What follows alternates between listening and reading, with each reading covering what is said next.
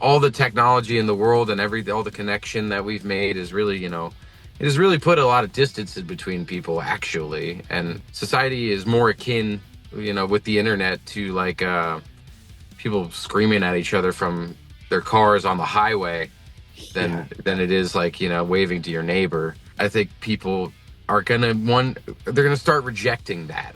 And I'm very much looking forward to it. Yeah, me too. I kind of like want the collapse. There will of course be both things, but I think there's gonna be some kind of revival of like real Mm, life experience as a commodity, because yeah. it's not so common right now.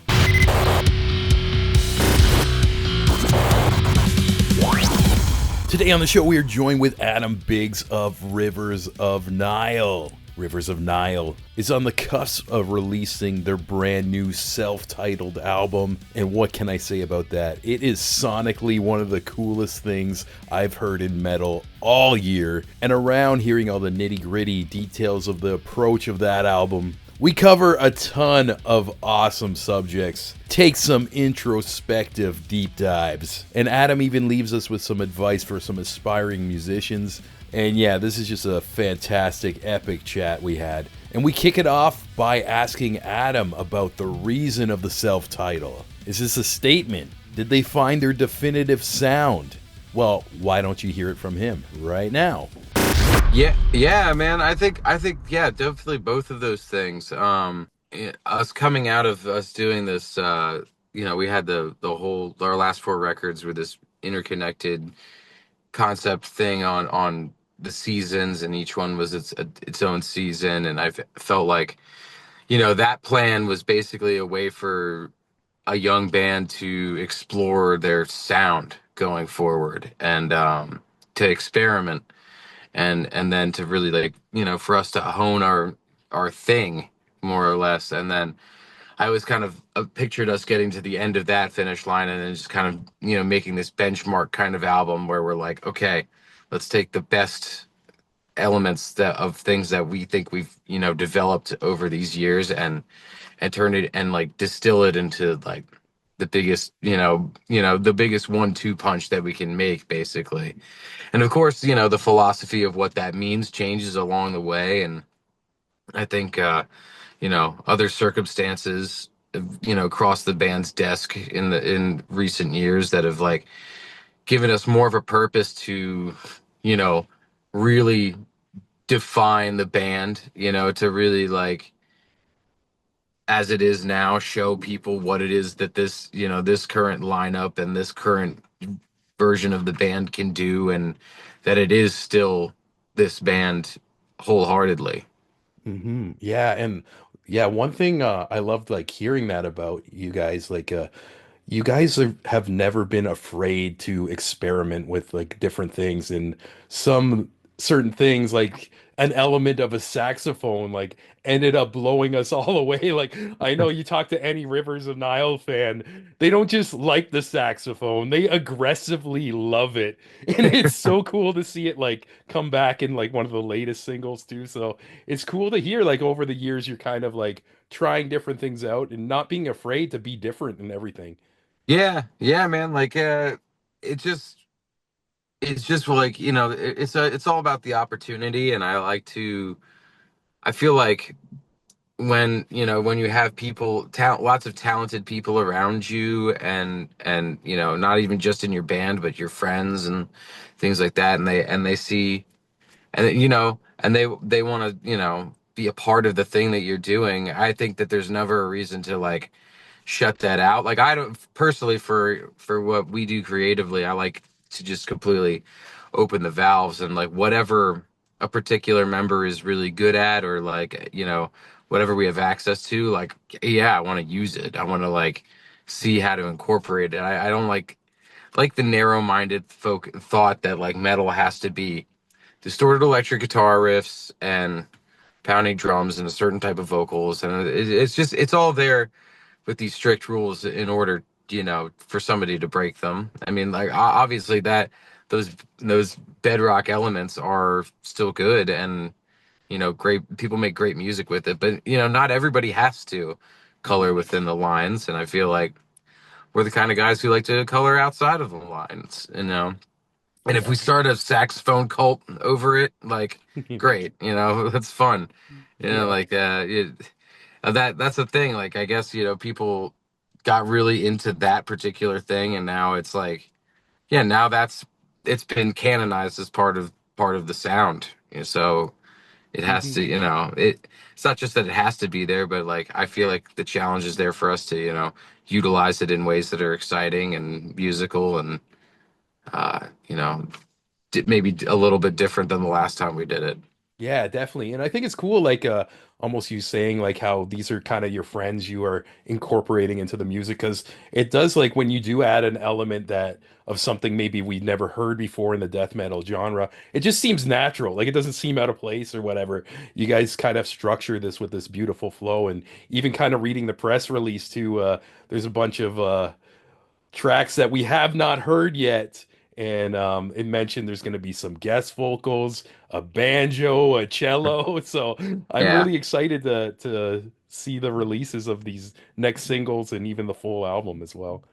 Yeah, man. There's exciting twisted turns and it's I mean, we did want to like distill our sound down and like break it down into like its core elements and make it, you know, the definitive statement of the band, but yeah, that also comes with, you know, those sort of unexpected twisty turny weirdo moments and extra instruments. Like that's part of what we do now. So Hmm. that's you know, of course, you know, they're going to be a part of the self-titled the Rivers of Nile experience, I would say.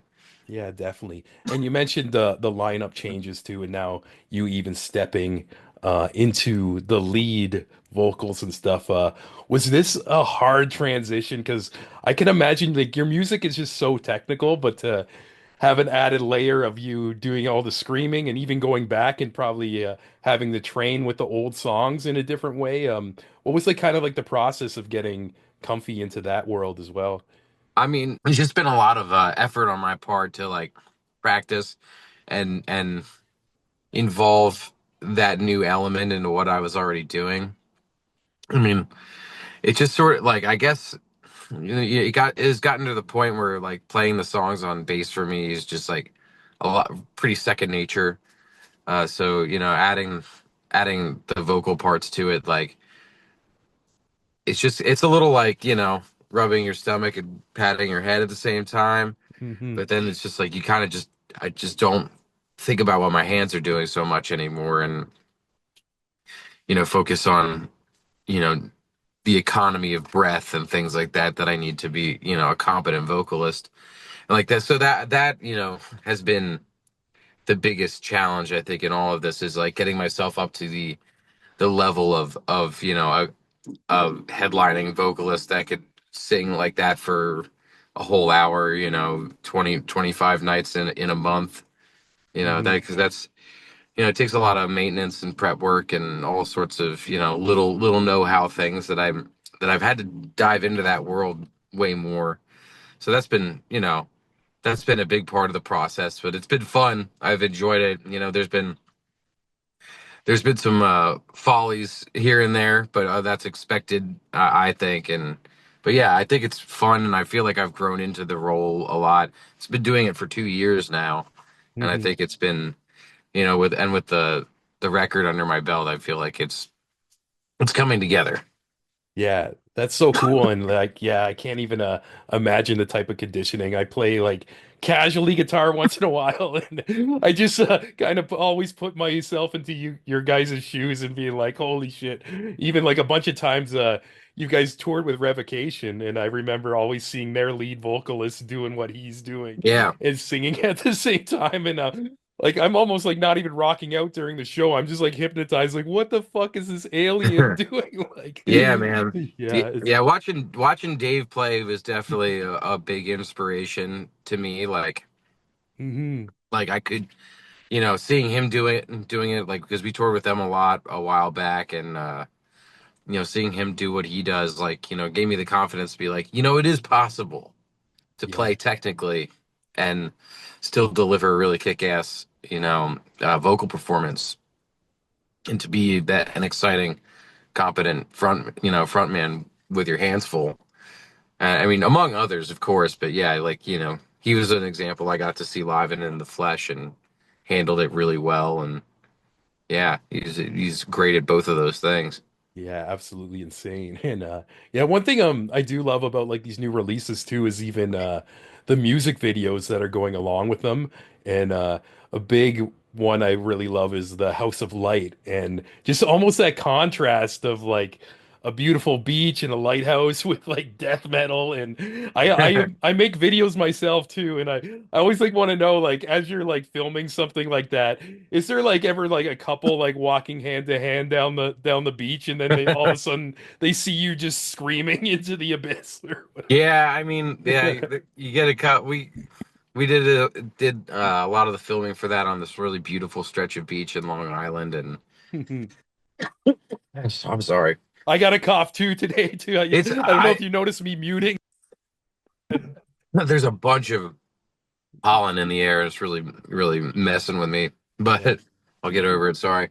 all good. Um, but yeah, like we were on the beach pretty early in the morning, but then like as the day went on, we were still filming on the beach. Like, had definitely got a couple looky loos, but there weren't that many. It was great.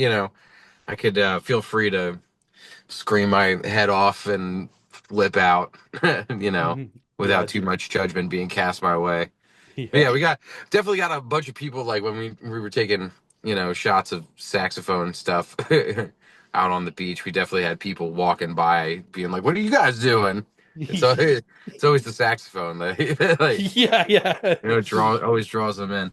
Yeah, that's hilarious too. Yeah, and just making videos myself. I always love hearing little things like that because it always happens when you're on a location or something. It's a lot Mhm. of like things that people don't even think about. Like they just see the cool final product, but there's always like somebody walking by like, There's always "What the just some, fuck are you doing?" there was just some dude right off frame, just like looking.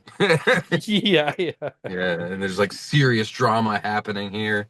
Yeah, yeah. And yeah, speaking of serious drama too, you got that song American Death as well, and it seems like it's very fit with the times right now and just a lot of anger and frustration and stuff like that. And do you feel like that's like kind of like a release for you too to this like of what's going on around the world right now? Yeah, I mean, the song is very like it's not really meant to play to any one particular side of any of an argument. It's Hmm. just, the general vibe of the political discussion in America is just like, I mean, I think it's always if you look depending on how deeply you look, it's always pretty volatile. Hmm. And especially in my lifetime, having grown up, with 9/11, like sparking the whole series of events that ended in the Iraq and Afghanistan wars and everything that went on in the Middle East, and it's just kind of this, you realize like you've just been part of, even if you're just like a civilian, you're just part of this like dehumanization effort, and it's just when it gets down to it, it's just you're really just everybody's just fighting to secure trade routes, and it's just about commerce and like even if it is about personal freedoms or humanitarian efforts, it's like that's just the smallest, realistically, the Hmm. smallest slice of what's being done. And I think everybody knows that. Nobody's like, people are smart. Like they're not like all you have to do is like look around and you get it. Like this country kind of kills for profit, and like it's not it's not I don't think it's anybody's fault necessarily. It's just like the tides of history are just like we're not as far removed from feudalism as people would have you believe. And Yeah. I think that's a major theme of the record in general is that, you know, we're in this illusionary future. I think like we're in this supposed place of great great technological advance, great social advance, but in contrast to that, you have, you know, people fighting like rabid dogs in the street over, politicians, people that they don't know and who Yeah. don't give a rat's ass about you.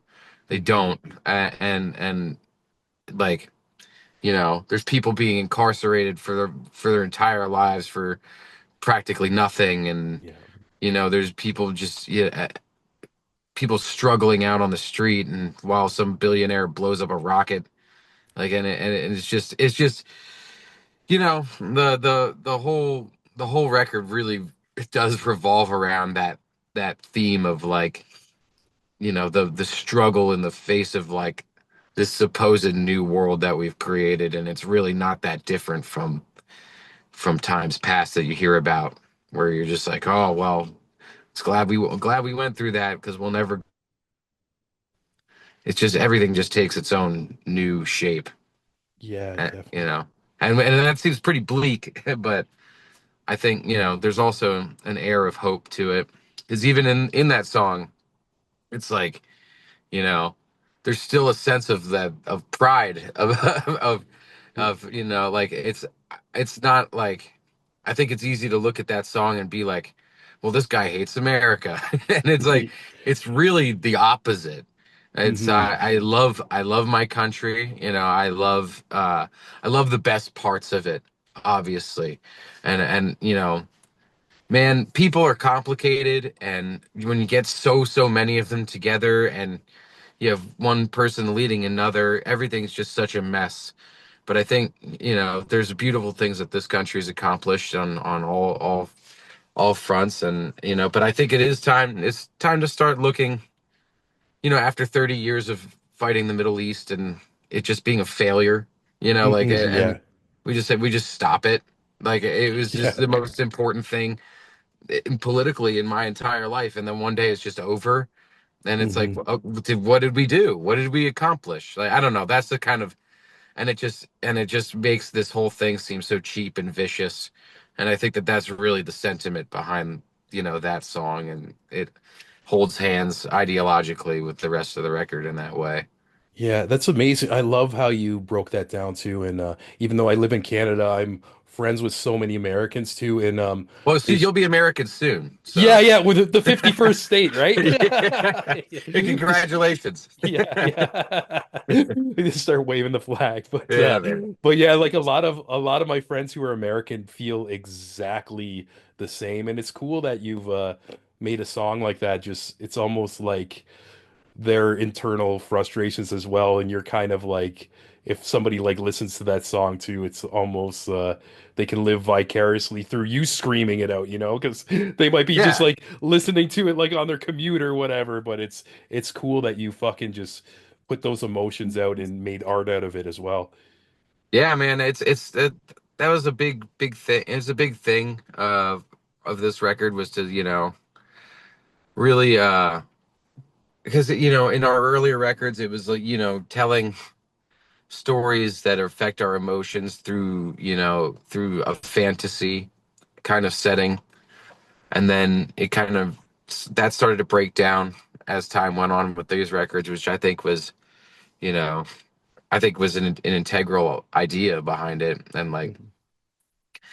I think by the time we get to our fourth record, it's very exposed. Like, it's a very raw nerve. Like, there's no real pretense behind it. It's like, it is the sound of, young men leaving a fantasy world and stepping into a harsh reality. And now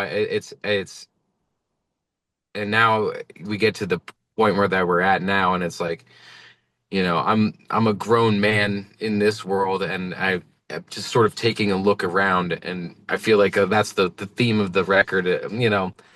That's at the bones of it, is how I wrote it lyrically, was just to take an honest look around at the world, and see how I felt about it.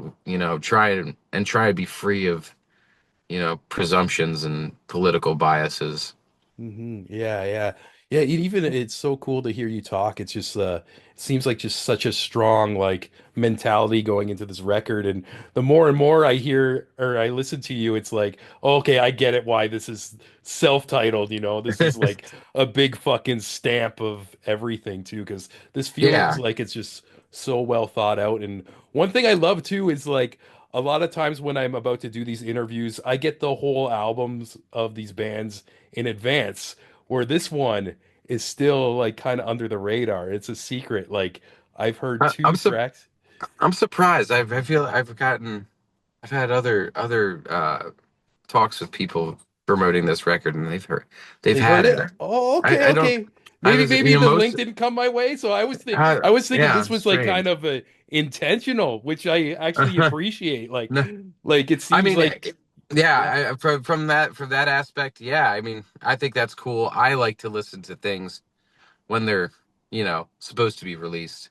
I think Hmm. that feels like makes it feel more like the time you're supposed to have it. Yeah, Rather than definitely. you Yeah, I know. thought it might have been like a thing where you're trying not to get like some surprises leaked or anything, but no, that's cool though. Like it's I you know what? I'm gonna wait till it's fully out and listen to it front to back anyways. I'd recommend that. I Yeah. think I think it's something a little sad to being on an island alone when you've listened to this new thing, you know, before it comes out, Yeah. and everybody else has to catch up. It's it. Hmm. I think things like albums and movies, and part of the experience is the cultural bloom of it. Everybody getting into it at the same time. Yeah, and it's like it's just like, so exciting like when there's like a release. Even I remember more back in the day when I this is gonna age me. It's like even before downloading where I'd hear one song on the radio, it's like I'm gonna buy this album off that one song I like and hope it's Yeah. good, but I'd like sit there and look through the book and like on the way home and then finally put it in, like just like sit there and stare at the wall with my headphones on and just listen to it front to back, where I feel like now generation a lot of people are kind of getting away from that experience. I'm sure Oh yeah. I some mean, yeah. it's just there's yeah, that whole like getting that new record, putting the headphones on, turning the lights off experience is kind of I don't want to say it's gone, because there are people out there who Hmm. buy vinyl. Vinyls come back really big, and that in and of itself is like it's very ritual based music listening experience. Like, you have to remove this giant artifact and put it on the needle, and most people who have a vinyl setup have some kind of intentionally orchestrated area in their home to listen to it, that intimate kind of experience with an album still exists. But I probably 99% of music listening is done like on Hmm. earbud headphones while a person's at the gym or they're driving to work or something like that now. Yeah. It's hard to say if it's cheapened the whole experience of releasing an album, or if it's just the way it is. But based on the way that the music industry tends to move, I think it's probably safe to say that it is, in Hmm. fact, a cheapening of the experience, Yeah. as it continues ever to be within the music industry. A couple things that made me happy recently was just discovering a couple of these reaction channels on YouTube of like some younger Gen Z kids. And they're not just like reacting to the song, they're finding like old metal albums and listening to them front to back. And even I was watching a couple of the ones I like, watch some concerts, and they are aware how much things changed. And they're just like, look at the crowd, nobody's on their phone. And they're like, we were born in the wrong era, bro. And which Yeah. is just making me so happy to hear that they were aware of like Dude, how special those times are, you know? dude, I think we're heading into a time where people in general are going to be kind of fed up with the digital life experience. Hmm. Um, I mean, I know this is a bigger topic I mean, I kind of touch on it in the record itself a little bit, but Cool. that whole like digitized life experience, like you could just carry the whole world around with you in your pocket. You really can't. I think that's what you said just speaks to it. Like kids these days see the way people used to enjoy themselves, and they're like, everybody looks so much happier. Yeah, You know, yeah. you know what I mean? Like, I think, all the technology in the world and all the connection that we've made is really, it has really put a lot of distances between people actually. Hmm. I feel like society is more akin, with the internet to like people screaming at each other from their cars on the highway Yeah. than it is like, waving to your neighbor. And so I think people are gonna they're gonna start rejecting that, and, Hmm. Hmm. that'll be interesting. And Yeah. I'm very much looking forward to it.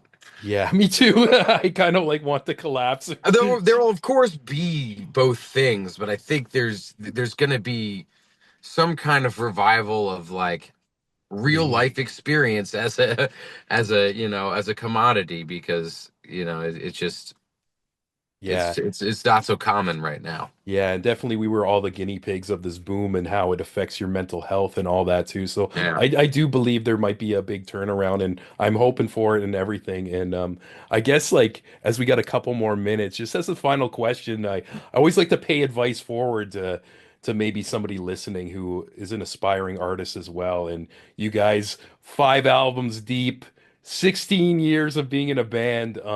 Would you have any maybe general advice if some kids are listening to this who are making music themselves and maybe they're still like in their garage phase and trying to take their first step into making it a more serious thing?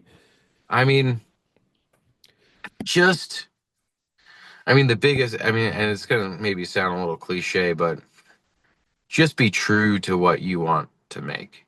You know, that's really all that any of this takes, is like get excited about what it is you want and don't think so much about being successful.